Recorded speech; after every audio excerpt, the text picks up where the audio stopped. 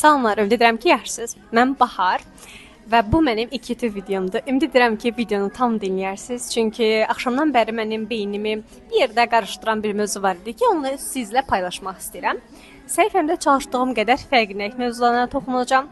Əgər bunun fərqində mən varamsa, çox istəyirəm ki, çevrəmdəki insanlar da bunu düşünsün.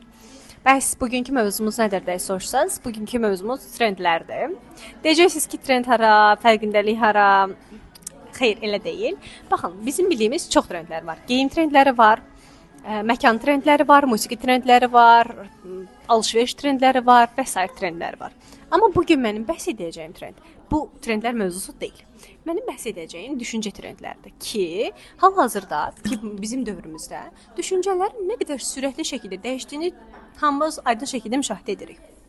Dünən bir insan kofeni tərifləyərkən, bir kütlə hətta kofeni məsələn tərifləyərkən, iltifatlar yağdırarkən, onun bizim üçün necə sağlam olduğunu bizə çatdırarkən, hətta bunu bizə qəbul etdirərkən, sabahsı gün başqa biri çıxır və o bizi çayın faydasından danışır, kofenin necə ziyanlı olduğundan danışır. Bax, burada düşüncə paradoksları yaşanır ki, dövrümüzdə bu düşüncə paradoksları çoxdur. Hər düşünən yaxud düşünməyən insanlar fərqli mövzuları, fərqli düşüncələr trend edirlər. Məsələ bilirsiniz nədir? Onların onu trend edib etməməsi deyil. Ki günümüzdə, hətta gələcəkdə bu daha çox sürətli şəkildə dəyişəcək. Məsələ sənin onları necə qəbul edib etməməyidir. Bax, məsələn, ötən əsrlərdə qızların oxuması necə ayıb bir mövzuydu, elədirmi? 19-cu əsrdə kim övladını, xüsusən də qızını təhsilə yönəldərdi. Çox dəhşətli bir mövzuydu. İnsanlar bunu dəhşətli şəkildə baxardı. Amma indi insanlar baxır ki, yox, elə məhz qızlar oxumalıdır, eləmi? Ki arada sadəcə bir əsr, hətta bir əsrdən daha az bir müddət var bu düşüncənin dəyişməsi üçün.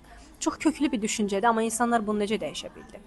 Məsələ sənin sənə gələn düşüncə trendini necə analiz edib, necə mənimsəməyindir. Hətta o dövrlərdə belə elə insanlar var idi ki, onlar baxmayaraq ki, çətin periyoddaydılar, qızlarını təhsilə yönləndirməyə hazır idilər. Çünki o ifşalar, o necə desək, mənfi baxışları kənara qoymuşlar və özünü bilirdi. O insan öz dəyərlərini bildiyindən artıq onun sərhədinin hara qədər getdiyini, bu düşüncəni qəbul edib etməməsi gərəkdiyini bilirdi. Eyni zamanda indi də dövrümüzdə elədir.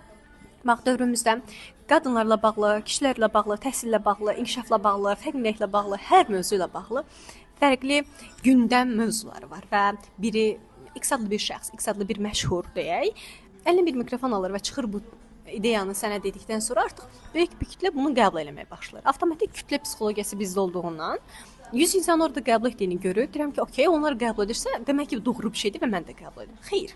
Milyon insan qəbul etsə də o səhv bir şey ola bilər. Bunu ağlında tut. Yəni kütlənin qəbul etməsi bu demək deyil ki, o doğru bir şeydir. Əmin ol, çünki kütlənin hər biri düşünmür. Böyük bir qism kütləmiz düşünmədən onu qəbul edir, mənimsəyir, həyatına tətbiq edir, sonra başqa bir şey deyəndə onu qəbul edir. Okey. Və bu o deməkdir ki, o insan sərhədləri yoxdur. Yaxud da o insan öz dəyərlərini artıq təyin eləməyib. Həyatını kimsə başqasının dəyərlərinə, seçimlərinə əsasən yaşayır. Sənə demək istədiyim, özümə demək istədiyim məsələ budur ki, bax, sənə gələn hər düşüncəni bir süzgəcdən keçir. Necə düşün ki, sənə bir alma verirlər və alma toz torpaq içindədir, eləmi? Sən almanı toz torpaq içində yeyərsənmi? Əlbəttə ki, yeyəməzsən. Əlbəttə ki, onu yuduzdurarsan, xüsusi şəkildə bir perioddan keçirdərsən, sonra qəbul edərsən. Bunu kaş almaya etdiyimiz bu düşüncəli davranışı fikirlərə, düşüncələrə də, həyata olan yanaşmalara da etsək. O zaman sənə gələn bir düşüncəni sorğulayacaqsan, bu mənim dəyərlərim var. Mənim dəyərlərimə uyurmu? Okey, uyursa qəbul edə bilərəm. Nə qədərini qəbul edə bilərəm? Yoxsa nə qədərini qəbul etməyə bilərəm? Sənin bir duruşun olsun. İstənilən bir mövzu, bir duruşun olması gərəkir. Bəzi mövzularda əlbəttə ki, elastik olacaqsan. Amma xüsusi mövzular var ki, sən orada artıq bir insan olaraq, fərd olaraq sərhədini çəkəcəksən, dəyərlərini seçəcəksən və 100 insan, milyon insan qəbul etsə də deyəcəksə, yox, bu mənim duruşumdur. Bəlkə də səhv düşünürəm. Başqasının doğru yolu ilə getməkdənsə, öz səhv yolundan bəzən getmək daha əlverişli və avantajlı olur. Çünki sən orada öyrənirsən. Okey, səhv edə bilərəm. Bəlkə də bu mənim üçün mənfi təsir göstərəcək. Sadəcə bu mənim dəyərlərimə uyğun deyil. Bunu demək sən həyatını çox qəşəng bir nöqtəyə gətirəcək. Bunu demək sənin həyatını sadəcə səndən asılı bir versiyaya gətirəcək. Başqalarına asılı olmayacaq. Çünki əgər bizim həyatımız başqalarına asılı olsa, inan ki, çox sürətli şəkildə və çox ölçüsüz şəkildə başqa bir nöqtəyə gedib çatacaq. Sən demək istədiyim bunlar idi və ümid edirəm ki, nə demək istədiyimi çox yaxşı şəkildə ötürə bildim və ümid edirəm ki, ötürdüklərim sənə gəlib çatdı. Bəs sən bu mövzuda nə düşünürsən? Düşüncə trendlərinin mövzusunda nə düşünürsən? Nə əlavə eləmək istəyirsən? Bəlkə də rəy bölməsində bildirmək istəyirsən. Əgər bildirmək istəyirsənsə, mən sənin rəyini oxumağa hazıram. Hələlik bu günlük bu qədər.